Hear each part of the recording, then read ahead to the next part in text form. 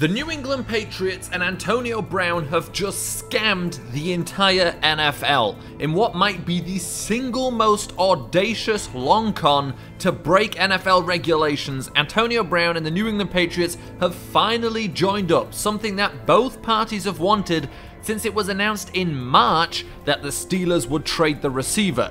This might be the single biggest tampering scandal in sports history. Now listen, I know some people are going to argue that this is all a coincidence and above board, but we don't deal in that kind of logic here, or any logic as a matter of fact. So you can take those ideas and throw them on the dumpster fire formerly known as the Miami Dolphins organization. Get them out of here. I could go into detail to explain when and why exactly Antonio Brown decided he wanted to join the Patriots, but to cut a long story short, he is a member of the Patriots now, so obviously, and regardless of the reason, he wanted to join them. That is an undeniable fact. What we're here to talk about is how he joined the Patriots. I'm not sure if Brown's exit from Pittsburgh had anything to do with his desire to join the Patriots. I believe that came about naturally because of Brown's ego clashing with multiple personalities within the Steelers organization.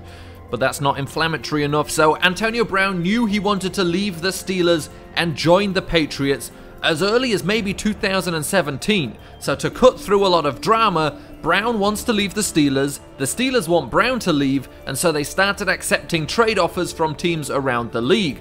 Brown's final weeks in Pittsburgh were messy and repeated some of the same patterns we'll see in Oakland, notably including a practice field outburst and the use of social media to force his team's hand. Now you could argue this is just the kind of person Brown is, hence the repeated problems, but that's ridiculous. This is all thoroughly planned out. You see, despite being one of the most prolific receivers in the NFL, interest in Brown was significantly affected by the circumstances in Pittsburgh, meaning that rather than 31 teams coming forward with offers of high draft picks, a much smaller number did, something that would give the Patriots an advantage. Even at the time, it was a well-known fact that the Patriots were interested in trading for Brown. The Steelers, however, outright refused to send Brown to the Patriots, and that's where this entire master plan begins to develop.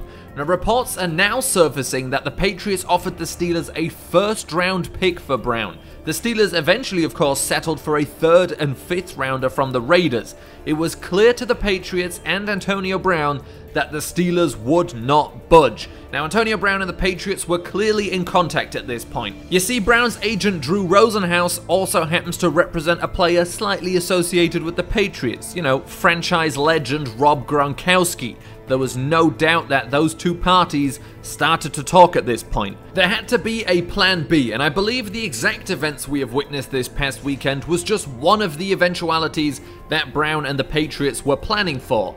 The plan was pretty simple. Brown just needed to be traded to a team and then be released by that new team, because either he'd already created a storm on purpose to get kicked out of Pittsburgh, or if nothing else, he now definitely had that reputation.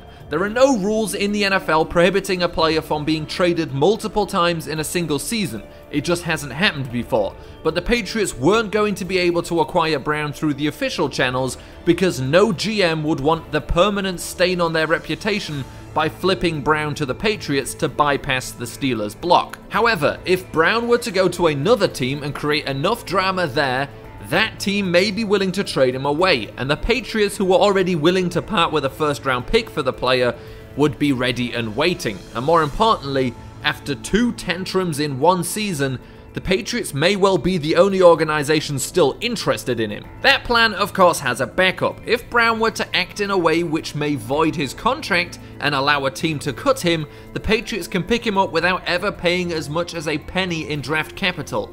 And with the practice-focused CBA rules, just missing a few mandatory appearances might just be enough for the team to void his contract. But for the plan to work, Brown had to go to a team that would either trade him again or be willing to cut him loose. Because don't forget, the first team in line to win the trade for Brown were the Bills, but it was Antonio Brown himself who refused to go to the Bills if they traded for him. The Bills would never trade Brown to the Patriots, and are a franchise desperate enough to hang on to a player like that regardless of how he behaves.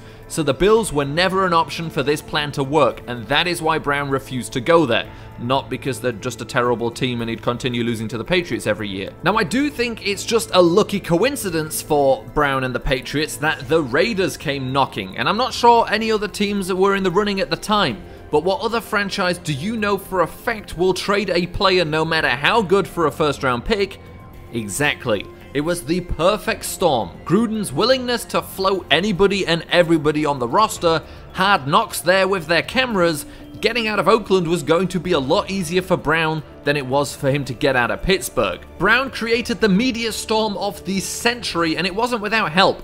Antonio Brown sought advice from social media consultants on how to accelerate his release from the Raiders.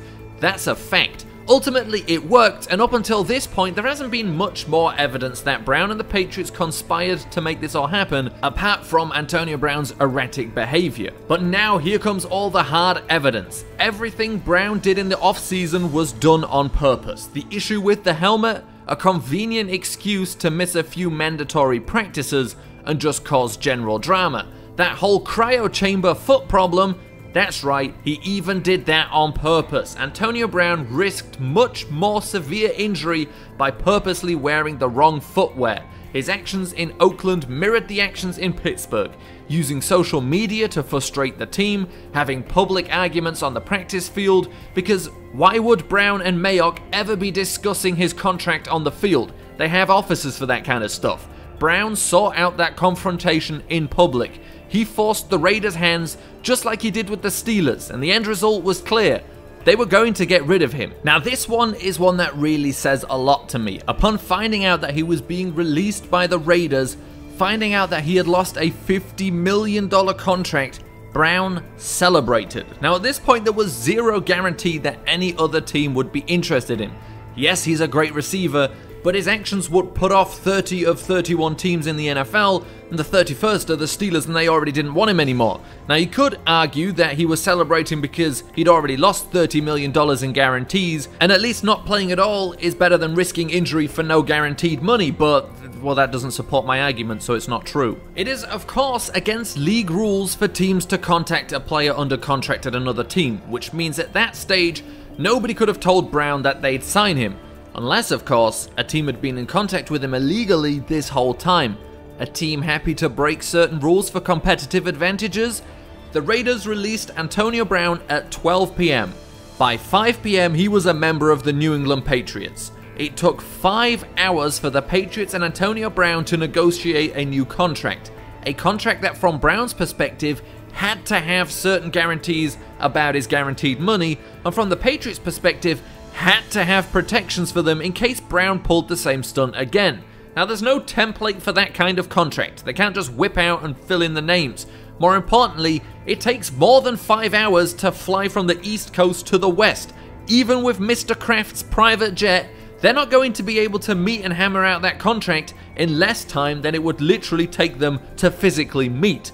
Now, you can claim it can be done over the phone or, with the internet, modern technology, or some other explanation, but nobody in the world is going to sign Antonio Brown after all of that without an in-person meeting with at least him or his representatives to get an explanation before throwing $15 million at him. As a matter of fact, the Patriots signed Antonio Brown so quickly that other teams didn't even have a chance to try and sign him. The Seahawks inquired about Brown after he was released, but nothing more happened because he was already as good as a Patriot. There can be absolutely no doubt that this was the plan all along. Brown wanted to join the Patriots, the Steelers wouldn't trade him there, so he joined another team with the intention of getting released or forcing another trade, and the Patriots were in on it all along, so no matter how ridiculous his behavior seemed to the outside world, the Patriots knew they weren't taking a risk on his personality.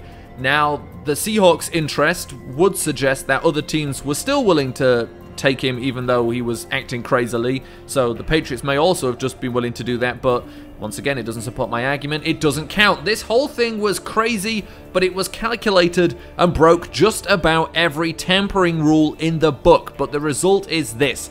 Antonio Brown is a Patriot and joins a deep receiver group, a group deep enough not to need him, begging the question, why would the Patriots take this risk?